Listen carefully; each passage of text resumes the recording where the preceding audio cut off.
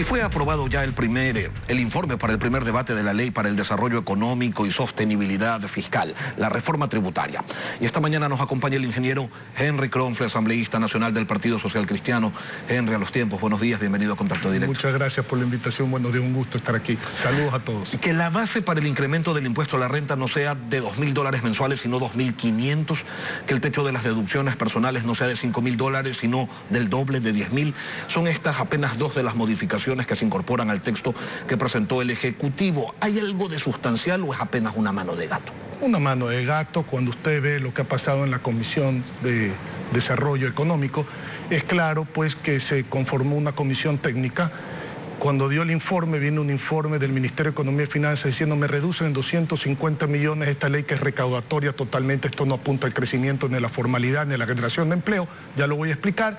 Y entonces en ese sentido hubo una moción por el partido de gobierno diciendo a ver, espérense un ratito, 2, 3 cositas y pasemos el informe favorable para que el Pleno decida. Prácticamente ningún cambio, muy poco. El Partido Social Cristiano, se sabe, es un opositor a los incrementos de impuestos y preguntarle si van a respaldar esta reforma tributaria sería casi una necedad. Pero su tienda política también es partidaria del equilibrio de las finanzas públicas, de las cuentas fiscales, y se expone que con esta reforma se podría llegar a un déficit de 2,5 puntos del PIB en el 2022 y eso no es poca cosa.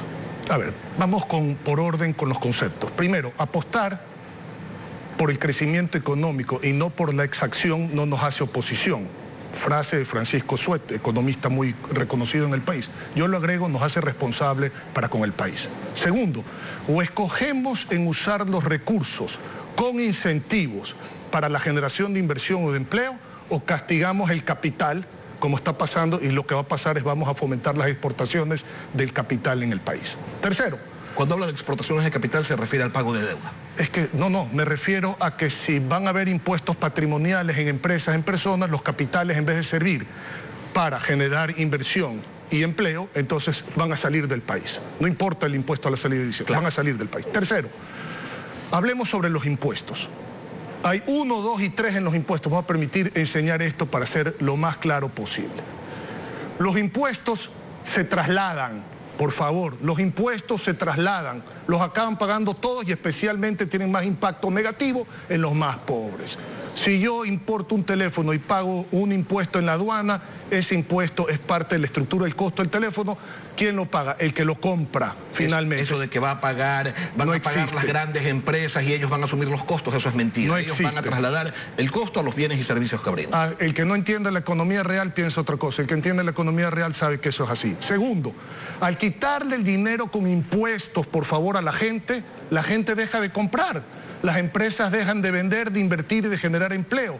Las empresas al vender menos pagan menos impuesto a la renta, menos IVA, menos ICE. Hay una contracción económica y ¿qué es lo que se genera? Pobreza y miseria. Entonces, ahí no está la salida, está en el crecimiento económico. Y tercero, la reforma tributaria tiene un triple impacto negativo en el bolsillo del ciudadano. Primero, sube el impuesto a la renta. Segundo, baja la deducibilidad. Y tercero, como le dije, los impuestos se trasladan, por lo tanto, sube el costo de los productos. Teniendo esto claro, ¿cuáles son entonces las alternativas que ustedes plantean o que van a plantear ante la Asamblea Nacional? Primero, déjeme explicarle un segundito qué es lo que ha pasado con este cuadro en la reforma tributaria. Primero, el esfuerzo no es compartido entre el Estado y el ciudadano. Porque el Estado va a gastar $2.000 millones más y el ciudadano le sacan la plata. Ya voy a enseñar cómo.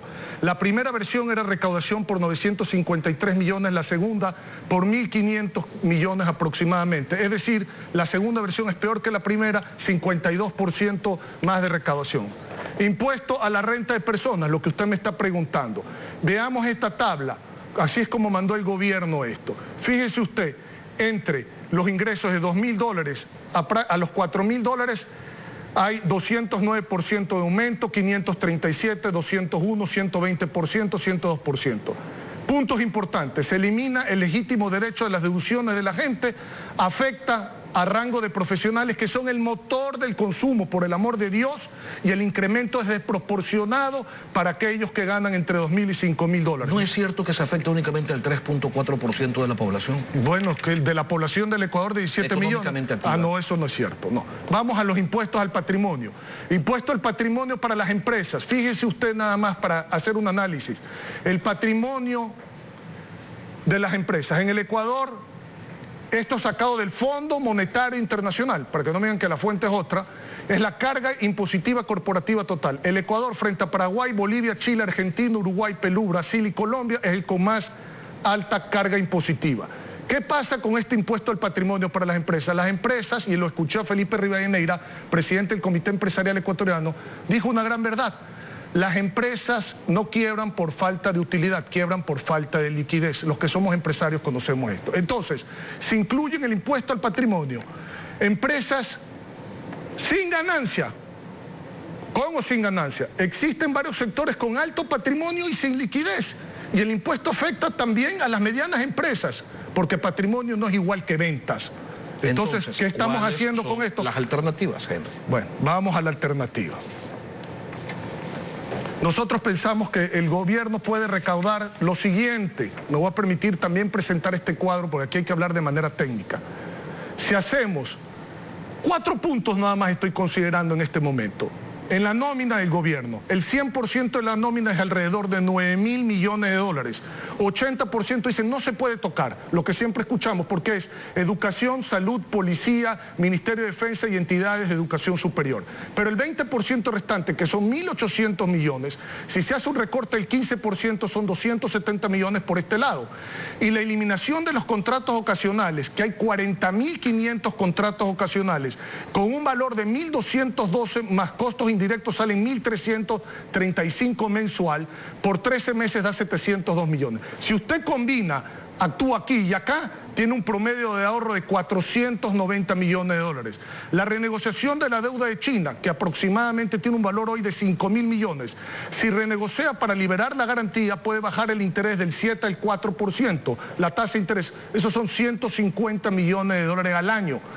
El gasto de inversión, imagínese usted, el presupuesto está preocupado en recaudar y no en invertir. O sea, el presupuesto está hecho para pagar afuera y no para darle los servicios a la gente. Casi 3-1 es el gasto de capital y amortización de deuda frente a inversión.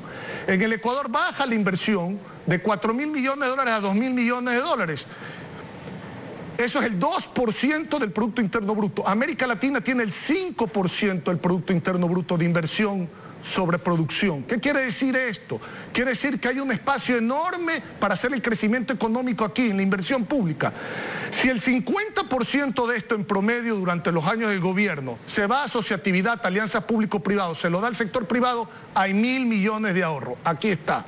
Y por último, la venta futuro de petróleo. Aquí es donde se necesita en la ley urgente la reforma de hidrocarburos, que dicho sea de paso la sacó la comisión. Este es el punto. ¿Para qué? Para que el gobierno, si hoy hay una exportación de 140 millones de barriles por año de petróleo y el 50%, es decir, 70 millones, se saca un seguro, se faculta para que exista un piso de precio, calculando que el barril de petróleo irá hacia arriba, ¿qué es lo que va a pasar? De 70 dólares por barril, el diferencial es de 10 dólares con el presupuesto general del Estado. En 70 millones de barriles son 700 millones. Aquí está. ¿Cuánto suma todo esto? 2.340 millones. Es que hay que trabajar un poquito aquí y no decirle a la gente, yo subo el gasto, más allá que no calza el Plan Nacional de Desarrollo con la reforma presupuestaria, ni tampoco con la ley tributaria. Se sube el gasto del gobierno en 2.000 millones de dólares y le dicen a la gente, paga tú. Eso no es posible. ¿Hay alternativas entonces para no avanzar hacia el tema de los impuestos? Hay alternativas. Incluso se puede recaudar más. Hay alternativas y la ley tiene cosas positivas, hay que decirlo. Por eso es que nosotros estamos pidiendo que en la mecánica de votación nosotros no vamos a votar por impuestos, pero sí por lo positivo. Por ejemplo, la eliminación de los IVAs, la eliminación de ciertos ICES, el régimen especial para emprendedores, el impuesto a la herencia y los incentivos a la inversión. Henry Cronfle, asambleísta nacional del Partido Social Cristiano, gracias por venir a contar. Gracias a usted por la invitación.